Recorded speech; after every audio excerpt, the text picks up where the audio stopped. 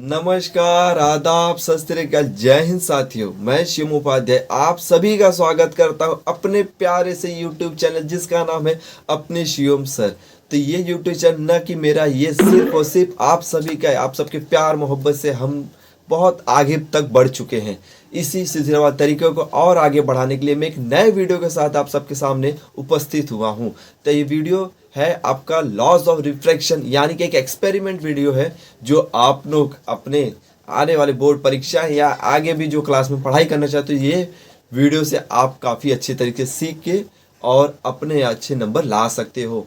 तो so please ज़्यादा समय हम आपका नहीं लेंगे क्योंकि समय बड़ा कीमती है, चाहे आपका हो चाहे हमारा हो। समय को समय ना बर्बाद करते हुए आगे चलते इस वीडियो के एक्सपेरिमेंट वीडियो के साथ। तो साथियों बने रहिएगा लास्ट के अंत तक। चलो चलते अभी। आप सभी का स्वागत है इस नए एक्सपेरिमेंट वीडियो के साथ।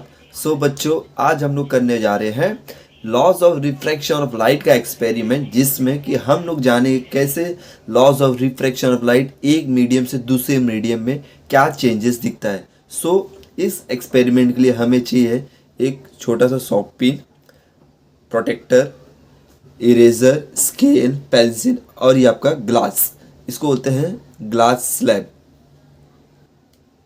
सो प्यारे बच्चों, अब हम लोग करने जा रहे हैं एक्सपेरिमेंट। तो ये ग्लास स्लैब है। आपको ग्लास स्लैब यहाँ पे इस तरह से रखना है फिक्स पोजीशन पे, और स्केल की मदद से आपको इसके चारों साइड आपको एक लाइन ड्रॉ करनी है।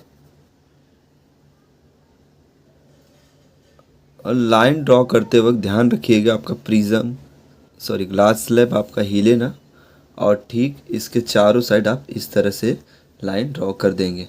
अब ग्लास स्लैब आप हटाएंगे तो आपको इस तरह से दिखाई देगा एक रेक्टेंगुलर शेप। अब ड्रॉ करने के बाद आपको ये रेक्टेंगल का जो साइड दिख रहा है ऊपर वाला, आपके इसके रेक्टेंगल के हाफ को से भी हाफ साइड पे आप एक नॉर्मल ड्रॉ करेंगे, स्ट्रेट लाइन जिसे हम कहते हैं नॉर्मल। ठीक, अब इस नॉर्मल लाइन को आप ड्रॉ कर लेंगे। ड्रॉ करने के बाद अब आप एक प्रोटेक्टर आप यहाँ पे रखेंगे नॉर्मल के ठीक पॉइंट पर। तो बच्चों इस तरह से रखेंगे, जो लाइन दिख रही है लाइन के ऊपर ये लाइन आपस में मैच होनी चाहिए, न थोड़ा आगे न थोड़ा पीछे, एकदम प्रॉपर होनी चाहिए। ठीक, अब आपको करना ये है कि बच्चों आप प्रोटेक्टर देखेंगे तो उसके ऊपर है 90 डिग्रीज दिख रहा है। तो 90, 80, 70, 60 ऐसा दिखा है, और आप नीचे से जाओगे तो 0, 10, 20 है। बट आपको क्या कंसिडर करना है, इसलिए इसमें 90 है उसको आप मान के चलेंगे क्या, 0। अगर आप इसको 0 मानते हो तो 80 हो जाएगा आपका 10, करेक्ट। फिर हो जाएगा 70 हो जाएगा आपका 20, 60 हो जाएगा 30। तो 30 के सामने ठीक आपको इस तरह से एक हल्का सा डॉटेड लाइन लेना है,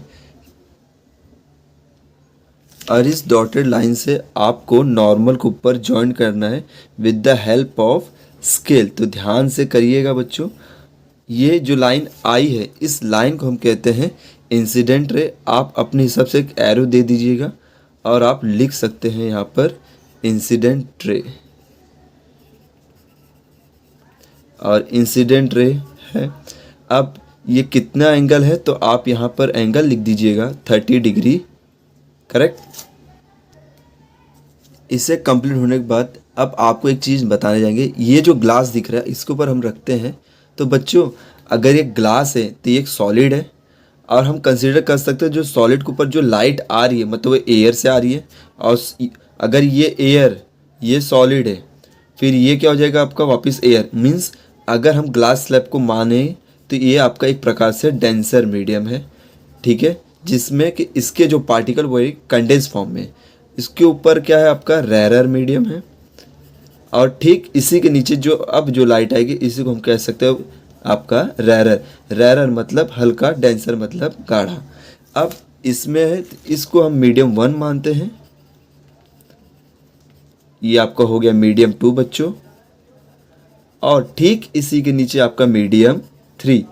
और हमने पढ़ा है कि जो लॉज ऑफ रिफ्रैक्शन है ये कहता है कि कोई भी लाइट अगर रेयर मीडियम से डेंसर मीडियम आती है तो वो क्या होती है, बेंड टुवर्ड दी नॉर्मल।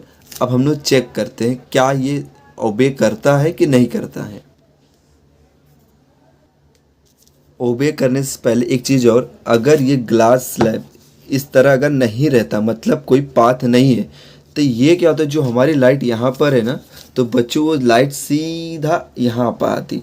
तो आपको ड्रॉ करके बताते हैं, और ये लाइन को हम थोड़ा डॉटेड लाइन से ड्रॉ करेंगे।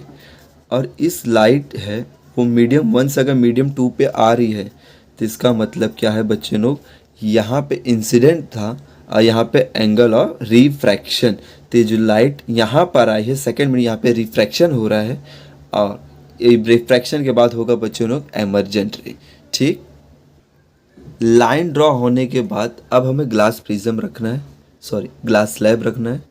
अब इस ग्लास स्लैब के सामने जहाँ से लाइट आ रही वहाँ पे हमें इस तरह से ये पिन अटैच करना है। ऐसे आप 2 पिन अटैच कर सकते हैं, जैसे कि मेरे हाथों में आप देख सकते हो। अब इसे अटैच करेंगे, फिर आपको बताते हैं बैंडिंग कैसे होती है आगे। अब आपको इस पिन को अच्छे से फिक्स कर देना है, और अब आपको दिखना है कि ये जो इंसिडेंट रे है वो रिफ्रैक्शन कितना दिखाती है या एमर्जेंट रे कितना होता है, वो अब हम लोग देखेंगे थोड़ा सा आगे। बच्चों, तो हमें ना इस ग्लास स्लैब के साइड वाले हिस्से से हमें देखना है। आप ये देख रहे हो, ये जो पिन दिख रहा है, ठीक है, ब्लू कलर का दिख रहा है, और साथ में उसके पीछे ठीक वाइट है। अब आपको क्या करना है, मेरे हाथ में एक पिन और है ये, अब इसको इस तरह से अटैच करना है कि ये जो सामने जो पिन दिख रहा है ना आपको ग्लास स्लैब के, वहाँ पे एग्जैक्ट इसके लाइन के थ्रू आना चाहिए। तो हम लोग देख सकते हैं, मुझे यहाँ पे दिखाई दे रहा है कि ये तीनों, और आप लोग भी देख सकते हैं कि यहाँ पे तीनों एक साथ आ रहे हैं। ठीक है,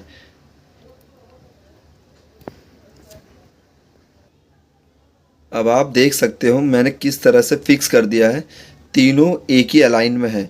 अब ऊपर से देखते हैं कैसा दिखता है।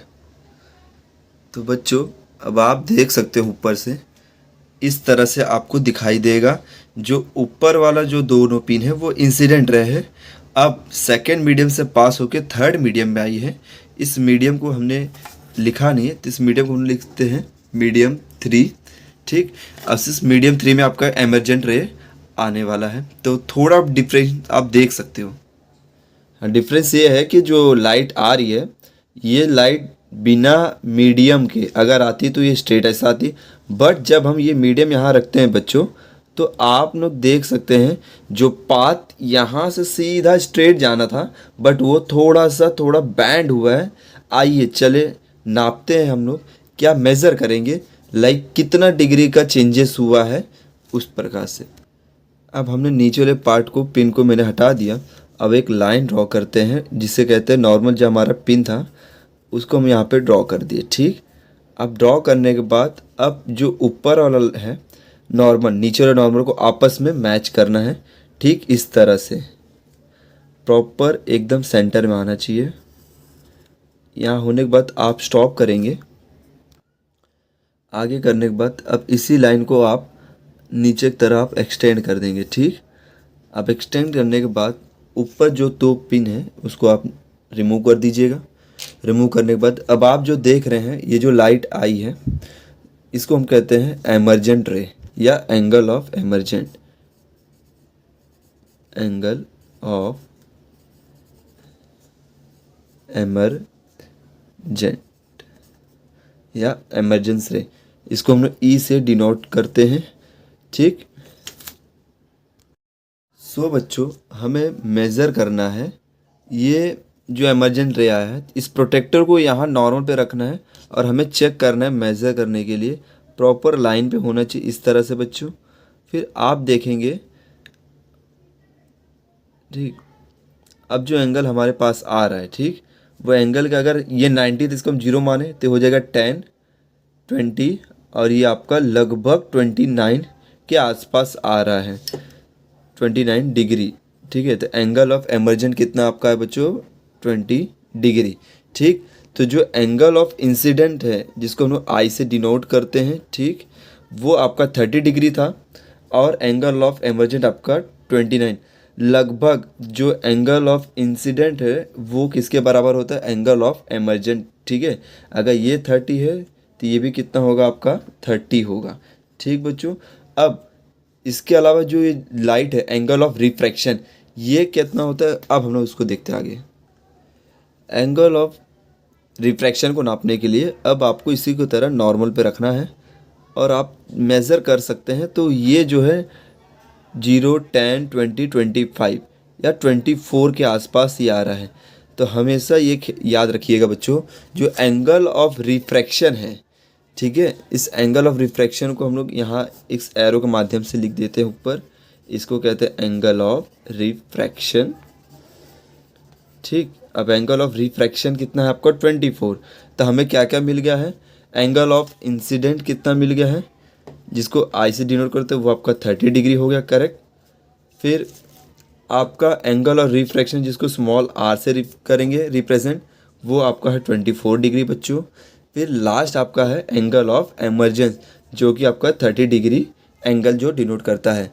सो बच्चों, अब हमें इस एक्सपेरिमेंट को थोड़ा लास्ट कंप्लीट होने वाला है। अब आपको एक चीज़ और, ये दोनों जो डिफरेंस दिख रहा है ना, तो ये डिफरेंस क्या है बच्चों लोग, ये जो दिख रहा है डिफरेंस, इसको बोलते हैं लेटरल शिफ्ट। क्या कहेंगे इसको, लेटरल शिफ्ट। लेटरल शिफ्ट मतलब जो एक्चुअल पाथ था लाइट का आने का, वो लाइट अब एक्चुअल पाथ ना होके थोड़ा सा ये शिफ्ट हो गए। इस शिफ्ट को हम लोग कहते हैं लेटरल शिफ्ट। ठीक है बच्चों, तो आप लोगों को ये एक्सपेरिमेंट काफ़ी अच्छा लगा होगा। तो इस एक्सपेरिमेंट का वीडियो अंत में देखने के बाद आप अपना राय कमेंट बॉक्स में ज़रूर दीजिएगा। आपका हर एक कमेंट बहुत बहुत महत्वपूर्ण है। तो सो प्लीज़ आप प्लीज़ बताइएगा। एक्चुअली ये वीडियो को बनाने का मकसद ये था, जो हमारे बोर्ड के एग्ज़ाम है प्रैक्टिकल के, सारे बच्चे कंफ्यूज रहते क्या करना है क्या नहीं करना।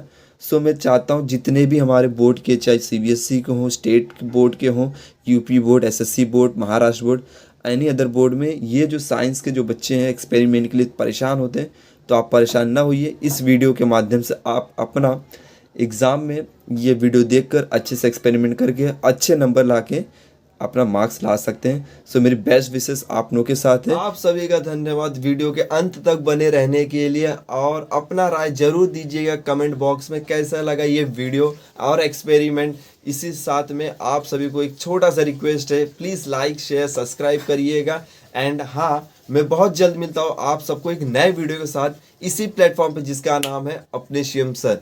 बाय बाय, जय हिंद।